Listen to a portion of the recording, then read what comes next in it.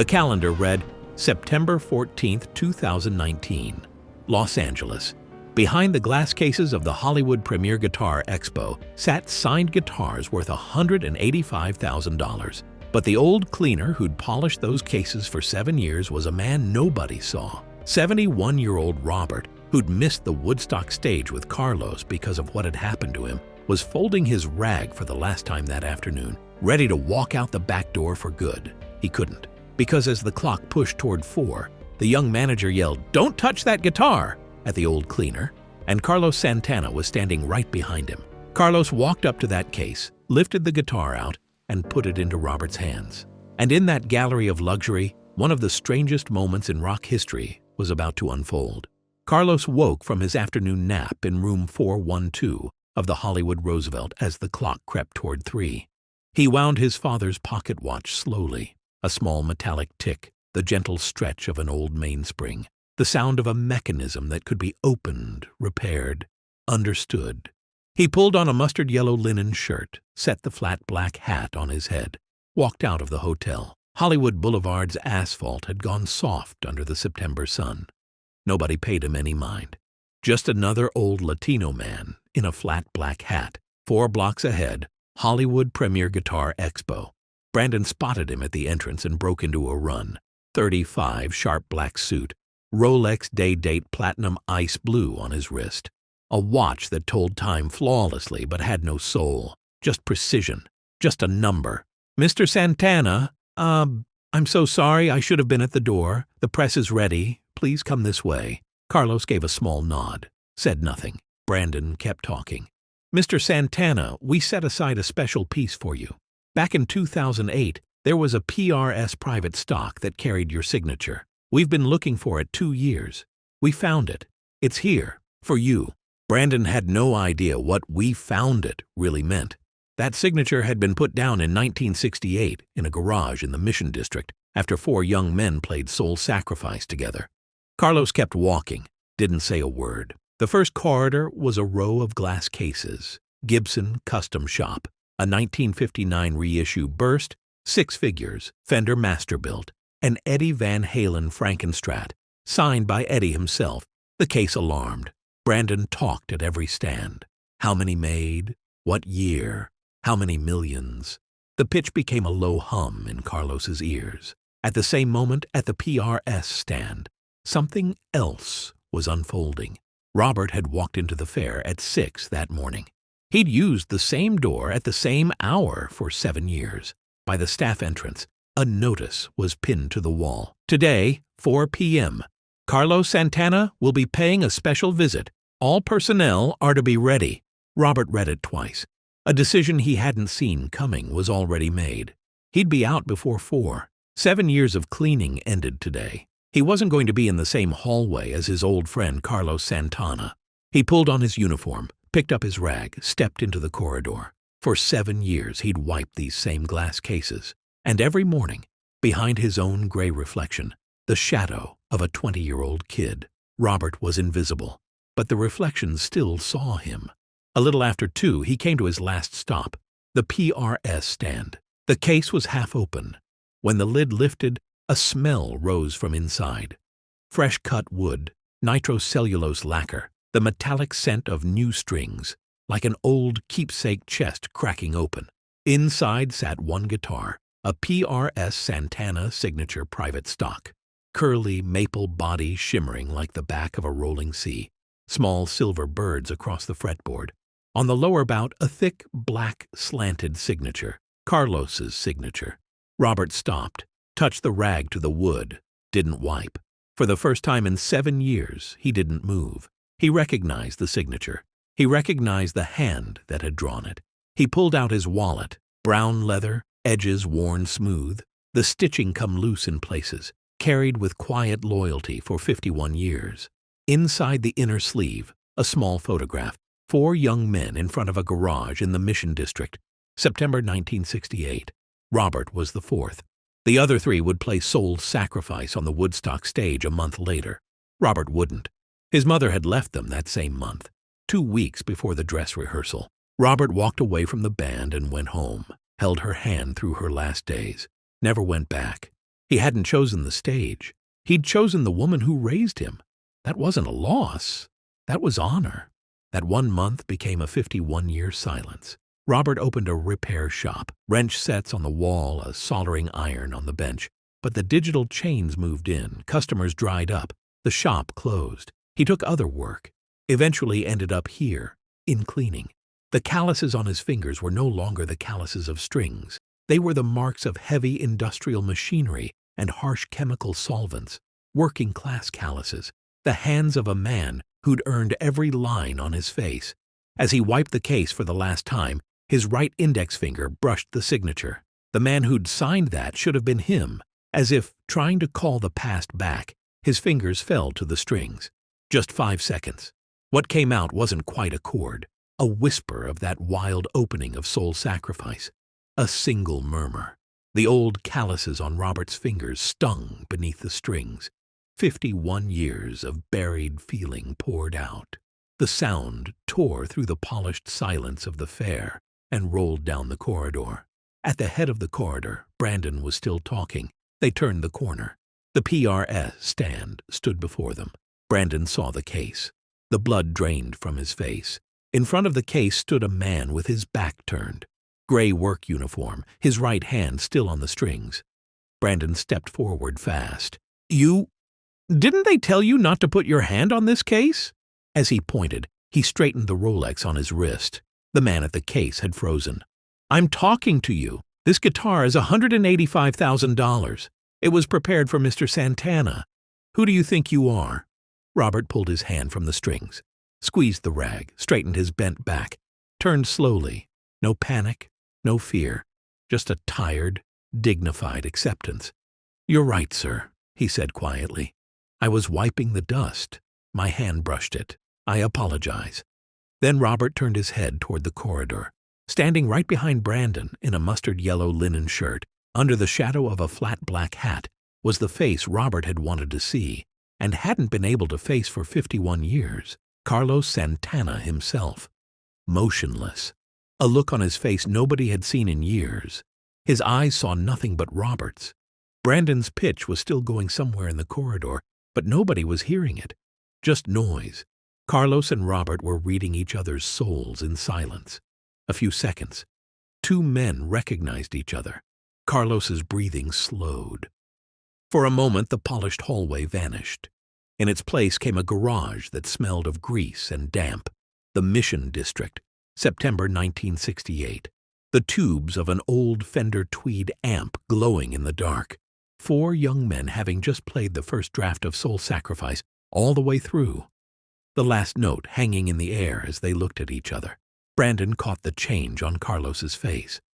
Mr. Santana. I'm so sorry. Nobody was hearing him. Carlos started walking toward the case, his steps slow, weighted with purpose. The buzz of the fair pulled back into the background. Brandon stepped aside. Carlos reached the case, glanced at the price tag, pulled out his checkbook. I'm buying this guitar. Brandon tried to step in. Mr. Santana, that's already been set aside for you. As a gift. I'm writing the check. Carlos leaned over the counter, wrote fast, signed, tore it off, handed it over. The rep opened the case, lifted the guitar by the strap, handed it to Carlos. Carlos held it. The weight of that curly maple body was a familiar weight. He turned to Robert. Robert was still standing where he'd been. No fear, no shock. Only the face of a man who hadn't forgotten what had happened in that garage 51 years ago. And here's where the unexpected happened. Carlos held the guitar out to him. Play it, brother. Brandon took a step back. He didn't understand any of it. Robert took the leap. He set the rag down on the counter, folded it carefully. The last ritual of a 7-year job. Then he took the guitar, slipped the strap over his shoulder, and his bent back, as if something he'd carried for 51 years had grown lighter, slowly straightened. His fingers remembered how to hold the neck, then forgot, then remembered again. This wasn't like riding a bike. This was like shaking hands with an old friend. Carlos picked up another PRS from the next stand, a Custom 24, unsigned. He turned down the gain knob on the Mesa Boogie Mark V. The tubes warmed slowly. A faint hiss, Then that familiar low hum rising. He dialed Robert's amp to match. Carlos raised his head. "You start." Robert's chin trembled. He looked into Carlos's eyes, then dropped his head, put his left foot down, tapped once, twice, 3 times. The rhythm of soul sacrifice. He held his breath. Then he started to play. The first chord came out shaking. The years had left so much rust on Robert's fingers that the first run wasn't clean. One note hit early, another late. But on the second chord, things started to flow. By the third, the stiffness eased. By the fourth, Robert wasn't the gray-uniformed cleaner anymore. He was the 20-year-old kid in that dark garage in the Mission. Carlos joined in. Robert carried the rhythm figure, his old role, the band's foundation. Carlos carried the melody, not studio polish in his tone. The dust of the Mission District, Latin fire, the patience 50 years had given him. The wild opening of Soul Sacrifice tore the polished silence of the fair right off its hinges. No stage, no PA, just 2 guitars, 2 Mesa Boogie amps, and a chord laid down 51 years ago, finally being heard in full. And the moment that music started, every price tag in every glass case in that corridor lost all meaning. Scraps of paper. That sound wasn't coming from any of them. It was coming from the cheapest one, the oldest one, the one that had waited the longest. The old luthier at the Mesa Boogie stand lifted his head. He knew that sound. The collector at the D'Angelico stand lowered his phone. A father turned his young son on his shoulders toward the sound. The entire crowd pulled silently toward that corridor. Someone said, "That's Carlos Santana." A phone went up, then a second, then a third. Brandon stood where he was. The case he'd been most proud of for years was in the hands of the cleaner he'd just called a nobody. And Carlos Santana was playing right alongside him. Brandon took a step back, put his phone in his pocket. Carlos was carrying the song to its peak. Their eyes met. Carlos gave a slight nod. A bar later, Robert took the solo. Stiff at first. By the fourth measure, the guitar spoke. It went to that garage, to the chord left half-played that night, to the 51 years that had never been played. Carlos took it back. They returned to the main melody together.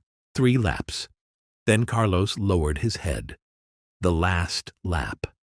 Robert understood. The last note came. Both guitars stopped together. The hum of the Mesa Boogies hung in the air, then dissolved. That last note hung like the end of a 51-year wait. The crowd let out their breath, all at once. Then the applause broke. The polished hallway filled with shouting hands. Carlos opened his eyes. They saw nothing but Robert's. Robert was still holding the guitar across his lap. His right hand had stopped on the neck. His chin trembled, but his back was still straight. You had to look closely to see how the hand that had touched a guitar string for the first time in 51 years was shaking. Carlos set his own guitar back, stepped toward Robert. Robert wanted to say something. His mouth opened, then closed, then opened again. "If my mother hadn't left us that month," he finally said. His voice was broken, but you could hear him. "A week to dress rehearsal, I couldn't leave her. If I could have stood on that stage with you, Mr. Santana, everything could have been different." Carlos shook his head. He didn't speak for a while. Then he put a hand on Robert's shoulder. "Don't call me Mr. Santana, brother," he said slowly. "Just call me brother, the way you used to." Then he looked into Robert's face. "You made the right call that day, Robert. Anybody would have.